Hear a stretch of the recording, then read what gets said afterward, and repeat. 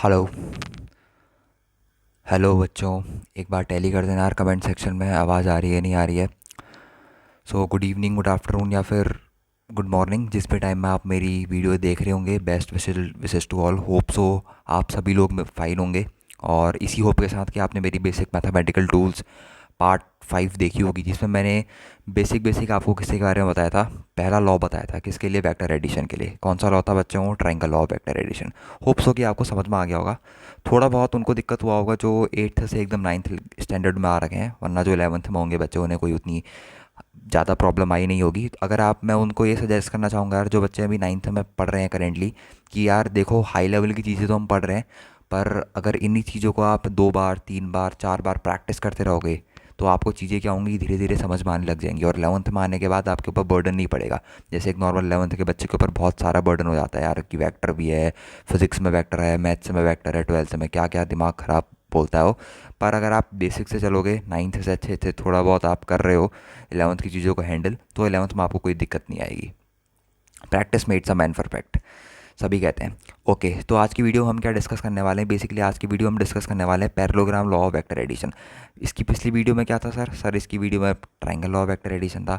अब सर ये बताओ, parallelogram law of vector addition और triangle law of vector addition में क्या अंतर है?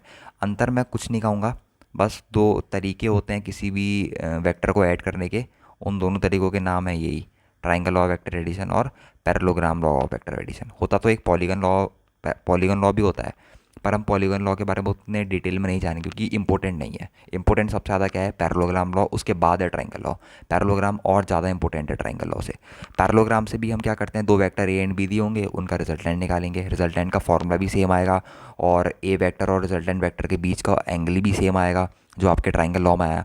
तो सर हम इसे पढ़ क्यों रहे हैं? अरे कभी कभी चीज़ों को आसान बना देता है, ट्रायंगल लॉ वेक्टर एडिशन से कभी कभी चीज़ों को आसान बना देता है। और कोई कोई ऐसे क्वेश्चन भी होता है, पर्टिकुलर क्वेश्चन की उसमें सिर्फ parallelogram law of vector addition लग रहा होता है, वहाँ पर triangle law of vector addition लग ही नहीं रहा होता है। सो ओके, इन बातों को छोड़ के स्टार्ट करते हैं आज की वीडियो। और थैंक यू, आपने जो कमेंट्स में पॉजिटिव चीज़ें मेरे लिए छोड़ी हैं, बहुत ही ज़्यादा पॉजिटिव एनर्जी मिलती है आपके कमेंट से मुझे। तो ऐसी मेरे पे विश्वास बनाए रखें और अपने पॉजिटिव कमेंट मेरे को पास आउट करते रहें। उनको पढ़ के मैं और मोटिवेट होता हूँ और अच्छा कंटेंट आपको देने की कोशिश करता हूँ। तो चलिए शुरू करते हैं यार आज का lecture. Parallelogram law of vector addition. एक पेन और एक नोटबुक, हर वीडियो में मैं यही कहता हूँ, एक पेन और एक नोटबुक रख लीजिए अपने पास। नोट्स बनाते रहिए, डेफिनेशंस लिखते रहिए, चीज़ें याद आपको ईजिली हो जाएंगी और उन्हें रिवाइज करते रहिए। ओके, चलिए शुरू करते हैं, मजाक नहीं करेंगे ज़्यादा। Parallelogram law of vector addition के बारे में बात करते हैं, तो एक छोटी सी डेफिनेशन लिख लेते हैं पहले, ठीक है? डेफिनेशन देना ज़रूरी है, लिखिए मेरे साथ। Let two vectors let two vectors, मेरे साथ लिखते रहना, बोलते भी रहना अपने मुंह से। Let two vector A vector and B vector, let two vector A vector and B vector having, क्या क्या होगा इनके पास? ए वेक्टर और बी वेक्टर के पास वेक्टर है तो मैग्नीट्यूड एंड डायरेक्शन दोनों होगी। हैविंग बोथ, क्या क्या होगी? Both magnitude and direction. Okay sir, एक एक लाइन का मीनिंग भी समझाते जाऊंगा और लिखते भी जाऊंगा। ऐसा नहीं हो, ऐसा टीचर नहीं हो कि मैं स्लाइड ला के यहाँ पर रख दूंगा, स्क्रॉल करूंगा, वीडियो वीडियो खत्म। पढ़ा रहा हूँ तो पूरे नोट्स दूंगा और पूरे एक एक चीज़ों को समझाऊंगा। तो हमने let's two vector A vector and B vector having both magnitude and direction. A vector और बी वेक्टर दो वेक्टर लिए जिनके पास मैग्नीट्यूड भी है, डायरेक्शन भी है। ओके, ठीक हो गया। अब हम इसको किससे रिप्रेजेंट कर रहे हैं? Represented by two adjacent sides of a parallelogram. Two adjacent sides of a parallelogram, वहाँ पर क्या था? To sides of a triangle. बहुत बढ़िया बच्चों, represented by two adjacent sides of a parallelogram, of a parallelogram, PARA, parallelogram. Spelling गलत होगी तो माफ़ कर देना यार, इंग्लिश उतनी अच्छी नहीं है मेरी। Represented by two sides of a parallelogram and their resultant R. खुद सोचो, रिजल्टेंट आर किससे रिप्रेजेंट होगा? तीसरी साइड से थोड़ी रिप्रेजेंट होगा, तो बची क्या? Diagonal. And resultant R represented by, represented by, किससे रिप्रेजेंट होगा? R represented by diagonal of the parallelogram से। बहुत बढ़िया, represented by diagonal of the parallelogram. ठीक है, पैरेललोग्राम। ओके प्यारे बच्चों, बहुत बढ़िया। यहाँ तक तो लग रहा है कि आपको समझ में आ चुकी हैं चीज़ें। अब बात करते हैं कि रिजल्टेंट आर निकलने वाला कैसे है। भाई मेन तो यही है ना कि रिजल्टेंट आर निकालना है। रिजल्टेंट आर नहीं आ रहा है तो आप कुछ नहीं कर सकते। रिजल्टेंट आर ही चाहिए अपन को। ठीक हो गया। पहले पैरेललोग्राम की अपन दो साइड्स बना लेते हैं। ठीक है सर, बना लेते हैं, कोई दिक्कत नहीं है, हमें ये आता है, हमने ट्राइंगल में आपकी वीडियो से सीख रखा है तो अपनी नोटबुक में बनाएं। बहुत बढ़िया। हमें बहुत प्रसन्नता हुई जब आपने ऐसा कहा कि हमें आता है, और यही उम्मीद के साथ हम पढ़ाते हैं आपको। मान लो दो साइड ये हैं, जैसे एक साइड ये है मेरे पास, एक साइड में यहाँ पर मान लेता हूँ। ज़रा पूँछ से पूँछ मिलाओ बच्चों, पूँछ से पूँछ मिलाओ। पूँछ से पूँछ मिलाने का अर्थ मेरा ये है कि टेल से टेल मिलाओ। आज थोड़ी मिस्टेक ज़्यादा हो रही हैं कुछ, कोई नहीं, इरेज़र भी है अपने पास। ठीक हो गया। ये एक साइड थी, ये मेरे पास मान लो दूसरी साइड है। ठीक हो गया। ये ए वेक्टर मेरी पहली साइड को रिप्रेजेंट कर रहा है, ये बी वेक्टर बच्चों मेरी दूसरी साइड को रिप्रेजेंट कर रहा है। अब मैंने आपको एक चीज़ बताई थी, यहाँ पे एक अंडा में एक चीज़ लिख लेते हैं। ठीक है, मैंने आपको चीज़ बताई थी। मान लो मेरे पास एक वेक्टर ऐसा है मेरे पास पी वेक्टर। इस वेक्टर को मैं पैरेलली शिफ्ट कर सकता हूँ। क्यों? पी वेक्टर को ऐसे मैं शिफ्ट कर सकता हूँ। ये शिफ्ट तो मेरे को अलाउ होती है ना बच्चों वेक्टर में, बस मैं इसकी डायरेक्शन अलग नहीं कर सकता। ऐसे तो शिफ्ट कर सकता हूँ वेक्टर को मैं पैरेलली, तो मैं यहाँ पर भी वही कर रहा हूँ, मैं वी वेक्टर को पैरेलली शिफ्ट कर दे रहा हूँ।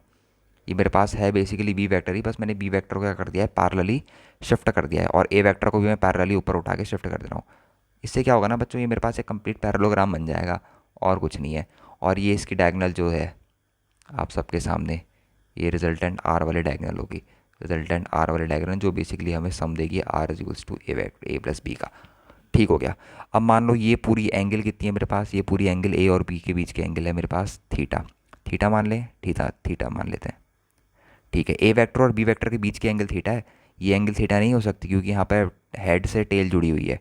ठीक है बच्चों, और ये एंगल ए वेक्टर और रिजल्टेंट के बीच की एंगल मान ली मैंने बीटा।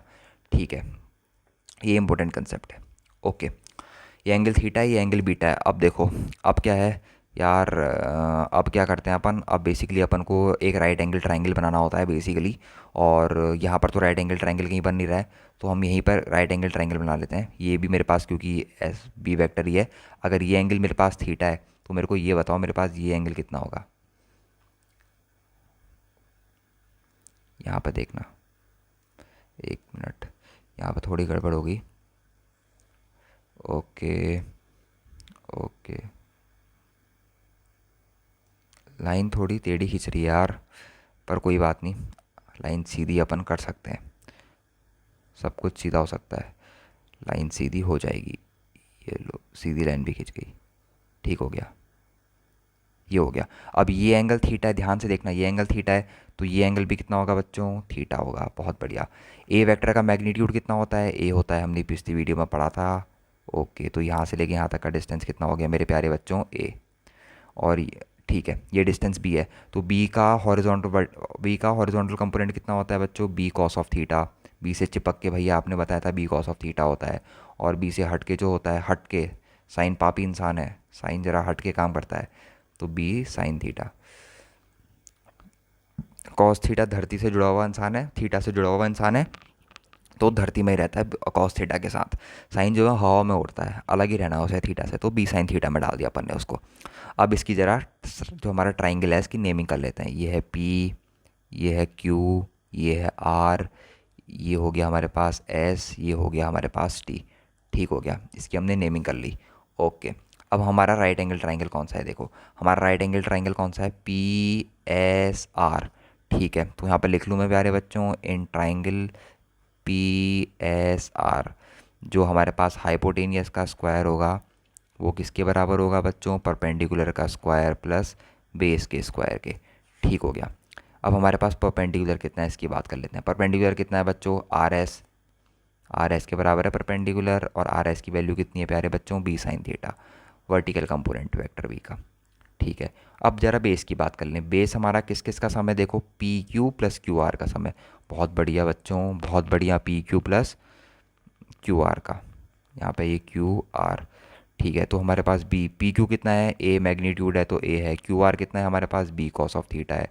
बहुत बढ़िया सर, हमें तो ये सब समझ में आ रहा है धीरे धीरे, क्योंकि हमने ट्रायंगल लॉ अच्छे से फॉलो किया था, बिल्कुल आएगा।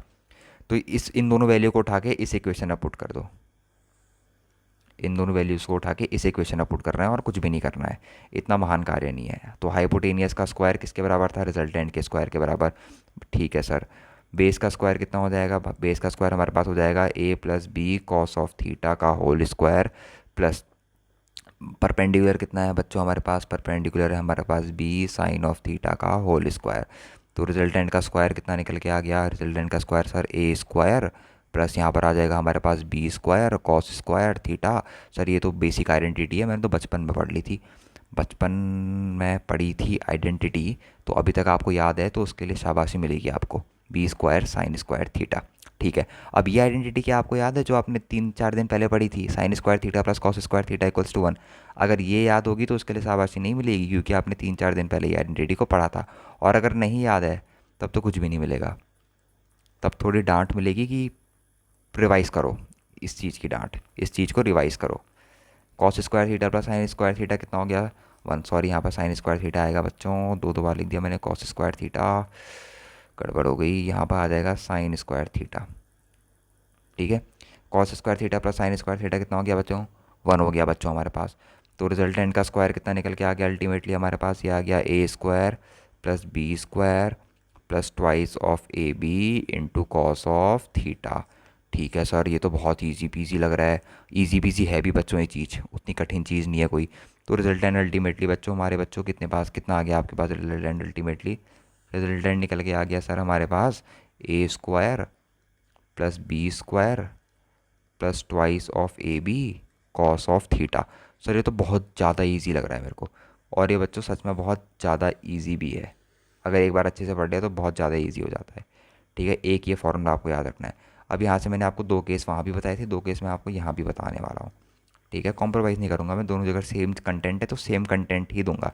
अगर आर मैक्सिमम आपसे कोई पूछ ले कि मैक्सिमम आर बताओ, तो कॉस थीटा इक्वल्स टू कितना होगा, कॉस ज़ीरो पे होगा, कॉस ज़ीरो कितना होता है 1, तो आर मैक्सिमम कितना आ जाता है बच्चों हमारे पास, आर मैक्सिमम आ जाता है हमारे पास ए प्लस बी। आर मैक्सिमम कितना आ गया मेरे बच्चों, ए प्लस बी। बहुत बढ़िया जा रहे हो आप, पिछली वीडियो का ही है ये, तो कुछ नहीं है, बहुत इजी चीज़ है। और आर मिनिमम आपने सर बताया था कि कॉस 180 पर होता है, क्योंकि कॉस 180 का वैल्यू -1 होता है, और -1 जो है वो 0 से भी छोटा होता है। ठीक है, तो अब यहाँ पर रख दो यार, आर मिनिमम कितना आ जाएगा sir, R minimum A minus B आ जाएगा।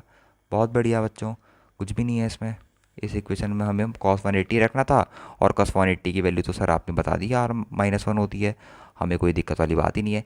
अब हमें क्या चीज़ बच गई इसमें निकालनी है, अब हमारे बच गए बीटा एंगल कैसे निकालेंगे। बीटा एंगल निकालने के लिए आपको tan बीटा निकालना पड़ेगा। सर हमें तो ये भी आता है, क्योंकि आपने ये भी वहाँ बता रखा है। बहुत बढ़िया बच्चों, tan बीटा जो हमारे पास होता है P B P, perpendicular upon H H B, perpendicular upon base.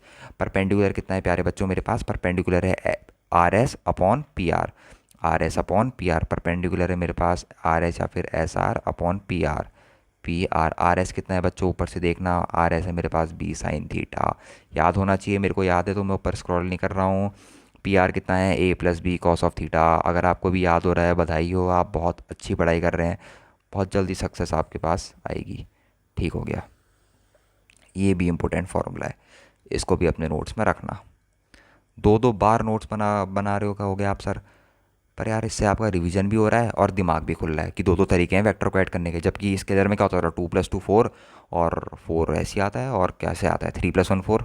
ये तो कॉमन सेंस है यार, ऐसे तो 14 - 10 भी 4, वो तो अपने अपने तरीके खुद बना सकते हो, पर यहाँ पर मेजर तरीके होते हैं, मतलब कुछ इंपॉर्टेंट वेज होते हैं, और वो परफेक्टली बने हुए होते हैं, जैसे ट्राइंगल लॉ, पैराग्राम लॉ, अपने मन से कुछ नहीं बना सकते, जैसे सर एक और बना देते हैं, अब ऑक्टागन लॉ बना देते हैं, ऐसा थोड़ी होता है यार। जो है वो है, rules are rules, parallelogram law है तो पैरेललोग्राम लॉ है, ट्राइंगल लॉ है तो वो ट्राइंगल लॉ है, पॉलीगन लॉ है तो पॉलीगन लॉ है। ये नहीं कि आप उठा के कल आप बोलोगे रेक्टेंगल लॉ भी होता है सर, ऐसा नहीं होता है, रेक्टेंगल लॉ थोड़ी ना होता है, ऐसे नहीं होता है चीज़ें। अब क्या करते हैं अपन सर, अब हम क्या करेंगे, कुछ एग्जाम्पल्स लेंगे इसके, और बहुत बढ़िया लेवल के एग्जाम्पल्स लेंगे। पहला एग्जाम्पल लिखो, हमें क्वेश्चन में गिवन है, if magnitude of vector A is equals to magnitude of vector B के बराबर गिवन है। ठीक है सर, और क्या क्या गिवन है हमें? हमें सर ये भी गिवन है, A vector is perpendicular to B vector. ठीक हो गया सर। सर और बताओ और क्या गिवन है? अब हमें निकालना है, अब गिवन कुछ नहीं है। Then find the angle between A 3 times A vector minus B vector and B vector. ये निगेटिव ऑफ वेक्टर क्या होता है? मैंने आपको बताया था, वेक्टर की डायरेक्शन को बेसिकली उल्टा कर दिया जाता है। ठीक हो गया। अब 2 मिनट वीडियो को पॉज करना। बहुत अच्छा सवाल है, ये नहीं कह रहा हूँ मैं ईजी क्वेश्चन है, पर हाँ कंसेप्ट से जुड़े रहोगे तो क्वेश्चन को ईजिली अटैम्प्ट कर लोगे। बहुत ईजी भी है और थोड़ा माइंड लगाने वाला क्वेश्चन भी है। बोल रहा है कि ए वेक्टर और बी वेक्टर आपस में परपेंडिकुलर है, तो सबसे पहले तो डायग्राम बनाओ। वेक्टर में डायग्राम के बिना कुछ नहीं होने वाला है। ये मेरे पास ए वेक्टर है, बी वेक्टर बोल रहा है बच्चों क्वेश्चन में कि इसके परपेंडिकुलर है। अभी बी वेक्टर बनाओ, माइनस बी वेक्टर बनाने की कोई ज़रूरत नहीं है, माइनस मैंने आपको बताया नहीं है। अभी एक अलग से वीडियो आएगा सब्सट्रैक्शन ऑफ वेक्टर में, वेक्टर्स में, चिंता मत करो, एक एक चीज़ समझाएंगे हम आपको। अब माइनस ऑफ बी वेक्टर मैंने बताया था, इसकी डायरेक्शन अगर रिवर्स कर दी जाए तो वो माइनस बी वेक्टर बन जाएगा, तो बिल्कुल इसको उल्टा कर दो। बस इतना सही लग रहा था, तभी मैंने क्वेश्चन कराया, थोड़ा सा बच्चों को माइनस के बारे में पता लगे। पर माइनस की अलग वीडियो आएगी, उसकी टेंशन मत लेना। ये माइनस बी वेक्टर हो गया, ठीक है। अब ए वेक्टर को उसके पैरेलल लगाऊंगा तो क्या ए वेक्टर ऐसे लग जाएगा मेरे पास? ठीक है। बी वेक्टर को भी ऐसे लगाना चाहता हूँ तो बी वेक्टर भी ऐसे लग जाएगा, माइनस का बी वेक्टर। ये बेसिकली एक पैरेललोग्राम टाइप का फॉर्म कर रहा हूँ ताकि इसका जो डायगोनल है वो मेरे पास रिजल्टेंट आ जाए। ठीक है प्यारे बच्चों, बहुत बढ़िया। ये एंगल कितना है मेरे पास? 90 डिग्री है। ये एंगल मेरे पास कितना है? 90 डिग्री है। मान लो ये जो रिजल्टेंट दे रखा है ना आपको, ये रिजल्टेंट आपको दे रखा है, मान लो ये रिजल्टेंट आपको ये दे रखा है 3 times of A vector minus B vector का रिजल्टेंट दे रखा है। क्योंकि बेसिकली ये रिजल्टेंट आर किसको रिप्रेजेंट कर रहा है? A vector minus B vector को रिप्रेजेंट कर रहा है। जैसे ऊपर पैरेललोग्राम में वो रिजल्टेंट किसको रिप्रेजेंट कर रहा था, यहाँ पे ये रिजल्टेंट किसको रिप्रेजेंट कर रहा था भैया? यहाँ पर ए वेक्टर प्लस बी वेक्टर को रिप्रेजेंट कर रहा था ना ये वेक्टर, ये रिजल्टेंट। वैसे ही वहाँ पर बी वेक्टर की जगह क्या हो गया? Minus B vector. तो रिजल्टेंट कितना हो जाएगा? A vector minus B vector. अब उसका भी 3 टाइम्स बोल रहा है तो उससे हमें कोई दिक्कत नहीं है, 3 टाइम करने से वेक्टर की डायरेक्शन चेंज नहीं होती, हमेशा लेंथ चेंज हो जाती है। मान लो अभी वेक्टर पहले ए वेक्टर माइनस बी वेक्टर इतना था, तो 3 टाइम्स करके वो ए वेक्टर माइनस बी वेक्टर कितना हो जाएगा? इतना हो जाएगा। बस कोई दिक्कत नहीं है, हमें रिजल्टेंट कितना भी हो सकता है। अब हमारे को वो क्या पूछ रहा है, हमें किस किस के बीच में एंगल चाहिए? हमें एंगल चाहिए 3 times A vector minus B vector and B vector के बीच में। बी वेक्टर कौन सा है बच्चों? ध्यान देना, कंसेप्चुअल है तभी बोल रहा हूँ, ध्यान दो। यहाँ पर बी वेक्टर ये है, ठीक है। 3 times A vector minus B vector कहाँ है भैया? भाई साहब 3 times A vector minus B vector हमारे बीच में ये है, ये है 3 times A vector minus B vector हमारे पास। ओके सर, हमें ये पूरा एंगल चाहिए। देखो 90 डिग्री तो है, हमें ये वाला एंगल निकालना है, बीटा मान लेते हैं इस एंगल को। अब मेरे को बताओ कि टेन बीटा की वैल्यू कैसे निकलती है? बताओ बताओ, टेन बीटा की वैल्यू कैसे निकलती है? सोच के बताओ। टेन बीटा की वैल्यू क्या होती है? B sine theta, B sine, यहाँ पर थोड़ा सा इसको रब कर देते हैं, थोड़ा सा कैलकुलेशन उल्टा सुल्टा हो गया। यहाँ पर टेन बीटा की वैल्यू होती है B sine theta upon A plus B cos theta, A minus B cos theta. Sir ये आपने क्या कर दिया? सर ये आपने यहाँ पे प्लस था, ऊपर था प्लस था, मैंने देखा सर माइनस लिख दिया। हाँ हाँ माइनस लिखा है, माइनस क्यों लिखा है वो हम पढ़ेंगे वेक्टर सब्ट्रैक्शन में। मैंने कहा नहीं इसमें थोड़ा सा सब्ट्रैक्शन इवॉल्व हो रहा है। अब यहाँ पे वैसे माइनस क्यों आता है पता है? क्योंकि वहाँ पर जो एंगल बनता है ना वो 180 माइनस थीटा का हो जाता है, और कॉस 180 माइनस थीटा की वैल्यू होती है माइनस कॉस थीटा। अभी सर क्या बोल रहे हो, मुझे समझ नहीं आ रहा। बस ये फॉर्मूला अपने पास याद रख लो कि अगर कभी भी आर रिजल्टेंट निकालने को आए ए माइनस बी का, तो वहाँ पर रिजल्टेंट आर और वेक्टर ए के बीच में ये एंगल होता है। ये याद रख लो, ये तो याद हो सकता है, ठीक है। वैसे ही ए माइनस बी रिजल्टेंट और ए वेक्टर के बीच का एंगल निकालना है तो ये एंगल है। और ऑफिशियली हमें एंगल कितना दे रखा है उनके बीच में? ये जो ऊपर एंगल दे रखा है परपेंडिकुलर दे रखे हैं, ठीक हो गया। परपेंडिकुलर दे रखे हैं तो उनके बीच का एंगल कितना हो जाएगा? 90 डिग्री हो जाएगा। कोई भी बात नहीं सर, हमें कोई दिक्कत नहीं है, बस हमें क्या करना है इसमें 90 डिग्री रख देना है। B sine of 90 upon A minus B cos of 90। Sir cos 90 zero होता है तो ज़ीरो हो गया, साइन 90 1 होता है, तो हमारे पास अल्टीमेटली आ गया बी अपॉन ए। अब एक और चीज़ दे रखी है क्वेश्चन में, A is equals to B, given है, अच्छे से क्वेश्चन देखना, गिवन है। तो ए इक्वल्स टू बी, तो ए को बी रखो तो ये अल्टीमेटली कितना बन जाएगा? 1। और टेन बीटा 1 है, मतलब बीटा कितना है? टेन की ऐसी कौन सी डिग्री है जहाँ पर टेन बीटा 1 होता है तो वहाँ पर बीटा कितना होता है बच्चों, बीटा वहाँ पर होता है 45 डिग्री। ठीक हो गया, मतलब बीटा की वैल्यू आ गई हमारे पास 45 डिग्री। ठीक हो गया, अब तो आपका आंसर आ गया होगा। हमें टोटल एंगल निकाला, तो टोटल एंगल कितना हो जाएगा, 90 डिग्री प्लस 45 डिग्री। सॉरी थोड़ा सा कंसेप्चुअल था पर इजी क्वेश्चन था। 135 डिग्री, 135 डिग्री, 135 डिग्री। ओके, थोड़ा सा वेक्टर आप सब्ट्रैक्शन के बारे में आपको थोड़ा सा फील दूँ, थोड़ा सा, ज़्यादा फील नहीं दूंगा। जैसे मान लो मेरे पास ये ए वेक्टर है, यहाँ पर थोड़ा सा हेडिंग डाल लो वेक्टर सब्ट्रैक्शन की, वेक्टर सब्ट्रैक्शन, वेक्टर सब्ट्रैक्शन की हेडिंग डाल लो यहाँ पे। फील दे रहा हूँ वेक्टर सब्ट्रैक्शन का, क्योंकि बच्चे घबरा गए होंगे यार वेक्टर सब्ट्रैक्शन क्या है। मान लो मेरे पास ए वेक्टर था एज़ यूजुअल, जो पहले भी होते थे हमारे पास ए वेक्टर, ऐसी बात नहीं पहले नहीं होते थे। और ये मान लो मेरे पास है बी वेक्टर। अब देखो माइनस बी वेक्टर मतलब बी पूरा उल्टा हो चुका है। अभी हमारे हम क्या कहते थे, इनके बीच में ये एंगल थीटा है। अब माइनस बी वेक्टर मतलब बी का पूरा उल्टा, जहाँ पर उसकी डायरेक्शन है वो नॉर्मल पूरी उल्टी हो चुकी है। ठीक है, जो उसकी डायरेक्शन थी वो पूरी उल्टी हो चुकी है। अब जैसे ये ऊपर को बी वेक्टर था तो इसका उल्टा कितना हो जाएगा, यही हो जाएगा इसका उल्टा। तो ये कौन सा नीचे जो वेक्टर है ये कौन सा वेक्टर हुआ, माइनस बी वेक्टर हो गया। अब ये ए का हेड था और ये बी की टेल है, हेड से टेल, तो ये एंगल अभी भी काउंट नहीं होगा। तो ये बचा हुआ एंगल कितना होगा, ये पूरा लीनियर पेयर बना रहा है, तो ये एंगल कितना होगा, ये एंगल होगा 180 डिग्री माइनस का थीटा। ठीक है, और ये इसका क्या हो गया, ये बच्चों उसका हो गया रिजल्टेंट आर हो गया। बहुत बढ़िया सर, हम मेरे को एकदम समझ में आ गया, आपने ये तो गुड बात कर दी। और ये ए वेक्टर और रिजल्टेंट के बीच में एंगल हो गया बीटा। इसका अब जब आप रिजल्टेंट भी निकालोगे ना तो रिजल्टेंट इसका कितना आता है, हमेशा याद रखना, रिजल्टेंट आता है इसका अंडर रूट ऑफ, जहाँ जहाँ पर रिजल्टेंट में थीटा था वहाँ वहाँ पर 180 माइनस थीटा रखना है। A square plus B square plus twice of A B cos of 180 minus theta. चमका आपको भैया, ये वी वेक्टर था, बी वेक्टर का बिल्कुल डायरेक्शन में अपोजिट कर दिया तो वो माइनस बी वेक्टर हो जाएगा। ये तो हमने पहले भी कंसेप्ट में डिस्कस करा था। अगर आपने वेक्टर की पहली वीडियो नहीं देखी है तो जाके प्लेलिस्ट में देखें वीडियो को। ये एंगल थीटा है तो ये बचा हुआ एंगल कितना होगा, 180 माइनस थीटा, क्योंकि इस एंगल को हम थीटा बोल नहीं सकते क्योंकि हेड से टेल जुड़ा हुआ है, और जहाँ पर हेड से टेल जुड़ता है वो एंगल बेसिकली काउंट नहीं होता है। कॉस 180 माइनस थीटा कैसे निकालते हैं वो बताता हूँ। कॉस सेकंड क्वाड्रेंट में होता है नेगेटिव, 180 डिग्री मतलब आप इतना चल गए हैं, माइनस थीटा मतलब थीटा पीछे आ गए, तो मतलब अभी भी आप सेकंड क्वाड्रेंट में ही है, और सेकंड क्वाड्रेंट में कॉस थीटा कितना होता है, नेगेटिव होता है। ये याद रखने की ट्रिक है, ठीक है प्यारे बच्चों। तो रिजल्टेंट जो आ जाता है हमेशा याद रखना किसका, वो सब्ट्रैक्शन ऑफ वेक्टर में रिजल्टेंट किसका है, बेसिकली रिजल्टेंट है ए माइनस बी का रिजल्टेंट है। ठीक है, ए माइनस बी का रिजल्टेंट इतना निकल के आ जाता है कितना, A square plus B square, यहाँ पे आता है minus A square plus B square minus twice of A B cos of theta. अब सर ये बता दो टेन बीटा कैसे निकलेगा फटाफट, वरना वीडियो एंड कर दोगे। बिल्कुल बताऊंगा, ऐसे एंड नहीं करूंगा वीडियो को। टेन बीटा बेसिकली हमारे पास B sine of 180 minus theta. Sine 180 minus theta हमेशा याद रखना साइन थीटा होता है, क्योंकि सेकंड क्वाड्रेंट में हमारे पास साइन क्या होता है, पॉजिटिव रहता है। तो साइन 180 तो पूरा चला, थीटा उसी क्वाड्रेंट में रहा सेकंड क्वाड्रेंट में, तो हमारे पास सेकंड क्वाड्रेंट में साइन पॉजिटिव रहता है। अपॉन ए प्लस क्या होता था वहाँ पे, B cos theta, B cos of 180 minus theta, 180 minus theta.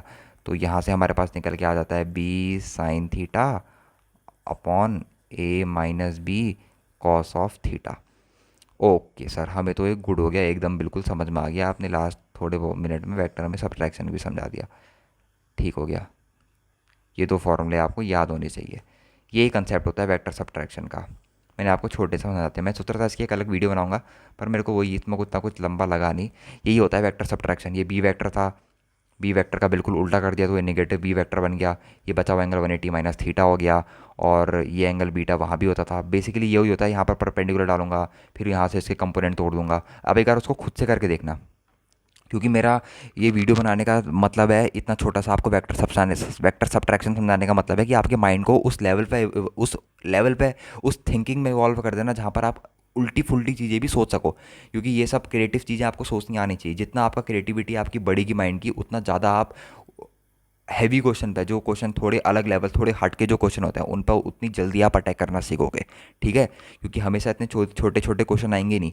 थोड़े आप एडवांस लेवल के क्वेश्चन करोगे, थोड़े अच्छे लेवल के क्वेश्चन करोगे, तो उसमें थोड़ा आपको एक्सटर्नल माइंड अपना पुट करना पड़ेगा। बेसिक फॉर्मूले से क्वेश्चन हो जा रहे हैं मतलब सब कुछ सही नहीं चल रहा है। क्योंकि रियल जो एग्ज़ाम होगा, जो बड़े बड़े एग्ज़ाम होते हैं जेई एडवांस के, जेई मेंस के, उसमें डायरेक्ट फॉर्मूले बेस्ड तो क्वेश्चन आते हैं नहीं। थोड़ा बहुत अपना दिमाग अपना अलग हट के कंसेप्ट लगाना पड़ता है। तो वहाँ पर कहीं कहीं पर प्रूफ काम आ जाता है। जैसे मैंने इसका प्रूफ बताया, कई बच्चे बोलेंगे यार ये फेंको इस प्रूफ को, कहीं प्रूफ काम नहीं आएगा। भैया कहीं कहीं प्रूफ काम भी आ जाता है। प्रोजेक्टाइल मोशन एक टॉपिक आता है, वहाँ पर ये प्रूफ का बहुत काम आता है 11th में। ठीक है, तो कहीं कहीं पे ये प्रूफ बहुत ज़्यादा काम आ जाते हैं। ठीक है, तो ये प्रूफ को ये मत कहना कि खाली इसने चिपका दिए, प्रूफ चिपका ही नहीं है यार, कोई भी चीज़ में फालतू के लिए नहीं बढ़ाता। प्रूफ काम आते हैं, प्रूफ काम आते हैं। तो बेसिकली यही था यार आज की वीडियो का मोटिव, कि वेक्टर सब्ट्रैक्शन तो मेरा उतना ख्याल नहीं था पढ़ाने का, पर अब हो गया वेक्टर सब्ट्रैक्शन, तो इतना सा ही है वेक्टर सब्ट्रैक्शन यार। और मेजर था parallelogram, law of vector addition, जो कि मैंने कवर कर दिया इस वीडियो में, और कुछ ऐसा खास है नहीं। और एक जो मैंने क्वेश्चन कराया वो बहुत अच्छा क्वेश्चन है, parallelogram law of vector addition का।